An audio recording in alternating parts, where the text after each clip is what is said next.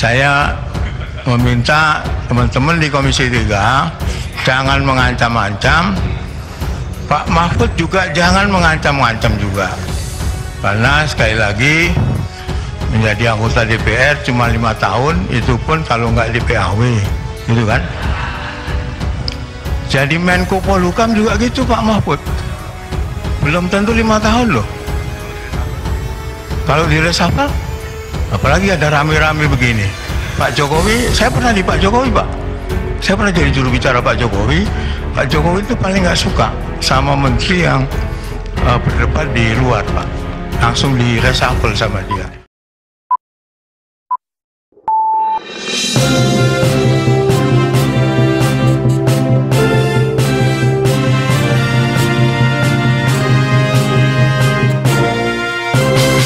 Belum ada Pak, kita belum tahu. Karena itu ini perlu tindak lanjut menurut saya, yang kemudian memang benar harus clear 349 triliun itu. Pertanyaan saya kemudian adalah, kalau buat saya Pak, saya mendukung sepenuhnya apa yang dilakukan oleh Pak Mahfud, membuka data ini seluas-luasnya biar publik juga tahu Pak. Tapi kan publik sekarang sampai hari ini hanya tahu bahwa ada 349 triliun transaksi mencurigakan, tapi seterusnya nggak ada apa yang harus dilakukan gitu. Yang lebih penting adalah bagaimana penegak hukum, polisi, jaksa, KPK dan juga BPNS ya, itu menyelidiki apa yang disampaikan, data-data yang disampaikan oleh PPATK di ruang yang semestinya gitu ya. Apa yang maksud saya ruang semestinya adalah ya dalam proses penyidikan. Yang berikutnya Pak Mahfud, saya awam hukum Pak, saya jauh pengetahuannya dengan Pak Mahfud yang profesor di bidang hukum, tapi saya punya pengalaman kerja di lembaga yang ngurusi soal hukum Pak, sehingga ketika ada statement, ada transaksi mencurigakan, TPPU bukan korupsi, udah disimpulkan bukan korupsi. Irjen di Kemenku menyatakan itu bukan korupsi. Siapa sebenarnya yang berhak menyatakan itu bukan korupsi atau korupsi? Sepanjang yang saya tahu, TPPU itu ada namanya pidana asal. Saya mohon dikoreksi Pak Mahfud, saya awan hukum. Jadi ada pidana asal, predikat kramnya itu harus ada. Ini TPPU atau bukan.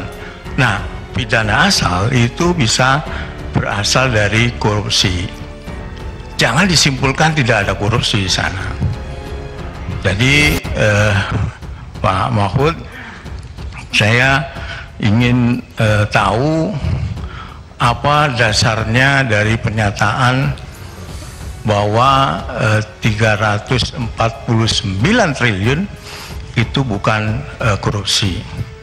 Yang terakhir Pak Mahfud, ya saya memahami apa yang ada di perasaan Pak Mahfud ya, sehingga di awal tadi agak ada emosi ya. Saya memahami itu. Mungkin Pak Mahfud setelah mendengarkan apa yang terjadi ketika ada rapat Komisi 3 dengan PPATK. Tapi saya mengingatkan pada kita semua, apakah itu anggota DPR Komisi 3 maupun yang di depan kita ini, Menko Polhukam, Kepala PPATK, semua itu punya kotoran Pak, punya sisi gelap. Mungkin ketika kita berpuasa tidak ada yang berani mengusik-usik itu. Saya alhamdulillah oleh Allah SWT diberi kesempatan bekerja di lembaga yang saya jadi tahu banyak Pak tentang kotoran-kotoran orang lah, kira-kira begitu. Tapi itu saya simpan saja gitu. Jadi saya meminta teman-teman di Komisi 3 jangan mengancam-ancam, Pak Mahfud juga jangan mengancam-ancam juga, karena sekali lagi menjadi anggota DPR cuma 5 tahun, itu pun kalau nggak di PAW, gitu kan. Jadi Menko Polhukam juga gitu Pak Mahfud, belum tentu 5 tahun loh. Kalau di resapel, apalagi ada rame-rame begini. Pak Jokowi, saya pernah di Pak Jokowi Pak, saya pernah jadi juru bicara Pak Jokowi. Pak Jokowi itu paling nggak suka sama menteri yang berdebat di luar Pak, langsung di resapel sama dia. Tentu saya berdoa dan saya mengagumi Pak Mahfud. Pak Mahfud tidak di resapel gara-gara ini. Begitu Pak Beni ya. Amin. Karena saya mengenal betul Pak Mahfud ini orangnya lurus, sangat berani. Tadi seperti Pak, tolong jangan diganggu toh, Pak Ketua, tolong hormati saya dong. Saya belum selesai ngomong ini. Udah nggak adil kanan kiri, sekarang saya dipotong lagi.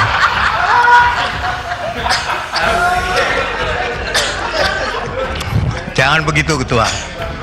Kita harus menghormati tamu kita juga. Kalau kita sedang ngomong kemudian rame, itu kan nggak elok lah. Nah, ini publik Pak Mahfud, publik kalau saya pahami, lihat di media sosial itu semua mendukung Pak Mahfud Pak. Saya juga mendukung Pak Mahfud, karena apa yang disampaikan oleh Pak Mahfud itu sejalan dengan apa kemauan publik ya. Bongkar aja. Pak Mahfud, saya pernah dengar juga bahwa sekarang ini Pak, korupsinya lebih gila dibanding Orde Baru. Pak Mahfud ini yang menceritakan, saya mendengar itu. Saya nggak tahu itu benar atau tidak, tapi saya menonton itu Pak Mahfud bicara itu lebih gila Pak dibanding Orde Baru. Zaman Orde Baru itu menteri, ini kata Pak Sarwono Pak ya, kita ulangi lagi nih. Zaman dulu menteri nggak ada yang korupsi, anggota DPR nggak ada yang ditangkepin KPK karena nggak ada KPK ya. Sekarang ditangkepi KPK. Jadi tapi sekarang lebih gila lagi. Ada jaksa yang ditangkap, ada polisi yang ditangkap, ada anggota DPR yang ditangkap. Yang tadi disinyalir oleh Pak Mahfud katanya ada yang Markus. Tapi makin parah dibanding zaman Orde Baru. Celakanya ketika ngomong begini, Pak Mahfud adalah Menko Polhukam yang seharusnya juga ikut memberantas korupsi itu. Saya sangat percaya bahwa Pak Mahfud dalam rangka memberantas korupsi ini sebenarnya Pak Mahfud mengungkap data-data ini. Mungkin Pak Mahfud sudah gatal betul ya, lihat penegak hukum ini kok nggak gerak gitu ya, kira-kira begitulah. Sehingga dia itu mengungkapkan. Saya masih menganggap bahwa Pak Mahfud adalah orang yang jujur, lurus, meskipun pernah jadi politisi juga tadi kata Pak Trimet. Jadi politisi itu sekarang kan persepsinya agak kurang bagus lah. Buktinya apa ya, itu tadi ketika ada rame-rame Komisi 3 dengan Pak Menko Polhukam, itu kalau kita baca komentar pembaca banyak yang membela Pak Mahfud. Sama sekali tidak ada maksud saya terutama untuk menghalang-halangi pengungkapan data. Saya malah setuju Pak. Bahkan undang-undang tadi yang Bapak sampaikan, undang-undang perampasan aset, saya tidak hanya 100% Pak Mahfud, tapi saya 1000%. Pak Jokowi sekarang Pak, itu didukung oleh 7 fraksi. Koalisi Pak Jokowi ini kuat betul ya. Kalau dia juga serius undang-undang perampasan aset, pasti jadi Pak. Mau bukti gak? IKN Ciptaker jadi juga Pak. Jadi perampasan aset itu saya hakul yakin akan kemudian mempermudah dan memperlancar pemberantasan korupsi di negara yang kita cintai, yang kita semua prihatin Pak. Emang korupsi ini luar biasa sekarang ini, di mana-mana ada, bahkan di ruang-ruang yang terhormat Pak Mahfud ada korupsi, di ruang-ruang yang sepi dan agak remang-remang ada korupsi. Hakim Agung ditangkap, Ketua MK ditangkap Pak. Saya dulu TikTok tuh sama Pak Mahfud, kalau Pak Mahfud masih ingat ya, saya mengagumi Pak Mahfud Pak dulu, sama Pak Benny. Dulu saya agung betul waktu ketua MK, itu luar biasa Pak Mahfud. Nah karena itu saya ingin, pertanyaan saya cuma satu tadi itu Pak, yang soal definisi tadi, diksi itu. Saya agak bingung Pak, dengan pernyataan, termasuk pernyataan kepala PPATK itu. Siapa yang bisa menyimpulkan TPPU? Bukan PPATK Pak. Dulu saya menyebut data PPATK itu semacam raw material ya, yang bisa digunakan oleh penegak hukum. Penegak hukumlah yang kemudian memutuskan, oh ini terjadi tindak pidana apa, korupsi, kemudian lanjut ke TPPU. Jadi bukan kemudian data yang bersifat analisis itu disimpulkan sebagai dugaan TPPU. Masih jauh Pak. Ini ada Pak Kabar Eskrim, saya kira Pak Kabar Eskrim juga setuju Pak ya dengan pernyataan saya kan? Benar kan Pak omongan saya? Nah, terima kasih. Karena itu Pak Mahfud, saya sepenuhnya Pak mendukung langkah-langkah yang Bapak sampaikan. Sekali lagi saya mengingatkan pada kita semua di ruangan ini, jangan saling ancam ya. Yang lurus itu kata teman saya hanya penggaris Pak. Semua yang ada di ruangan ini pasti punya Pak kotoran-kotoran yang menempel, dan saya diberi anugerah sama Allah SWT banyak mengetahui itu gitu. Nah, tapi saya kan tidak kemudian main ancam juga. Jadi anggota Komisi 3 jangan mengancam juga. Pak Mahfud juga jangan. Ini Pak, di media ini langsung ada judulnya Pak, DPR Markus, Mahfud MD.2 DPR Markus. Ini orang kalau baca judul doang kan damage lagi nih Pak.